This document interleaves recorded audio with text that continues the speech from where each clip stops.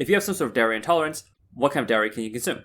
So if you have lactose intolerance, you can have cheese, you can have butter, you can have heavy cream. However, cheese, you have to make sure that cheese has 0 grams of sugar in it. And you do that by simply looking at the nutrition label. In terms of milk, you would need the lactase enzyme. And you can do this by simply buying lactose-free milk or just buying a bottle of lactase enzyme, taking it with your milk.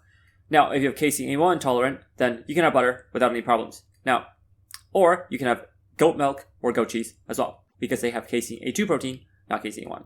And you can also have A2 milk or A2 cheese. So in terms of milk and cheese, you can have goat or A2 dairy. In terms of heavy cream, you can definitely have goat, heavy cream. In terms of cows, it really depends on how much intolerance you have. A lot of heavy cream has a tiny bit of protein in it, so will it irritate you?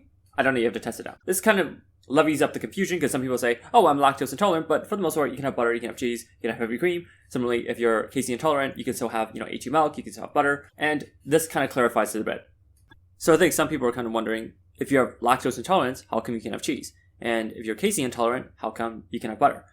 I will just explain that here. So the very first thing is lactose is milk sugar. If you notice here, milk has about 40% sugar. So naturally, if you're lactose intolerant, you cannot drink milk. Cheese, however, butter, however, and heavy cream has 0 grams of sugar in it. So if you're lactose intolerant, you can enjoy cheese, butter, and heavy cream. Now do note that a lot of cheeses do have sugar in it. So when you buy cheese, just make sure there is no sugar by looking at the nutrition label for 0 grams of sugar. Now, in terms of casein intolerance, casein is milk protein. So as you can see here, milk has 30% protein. So if you have casein intolerance, you cannot have milk. However, you can have goat or A2 milk or goat or A2 cheese because they have the casein A2 protein rather than casein A1. You can obviously have butter because butter has 0 grams of protein. Note that butter also has 0 grams of sugar. So if you're lactose or casein intolerant, you can have butter. Now regarding heavy cream usually has a tiny bit of protein in it. So if you have casein intolerance, you may or may not be able to take heavy cream.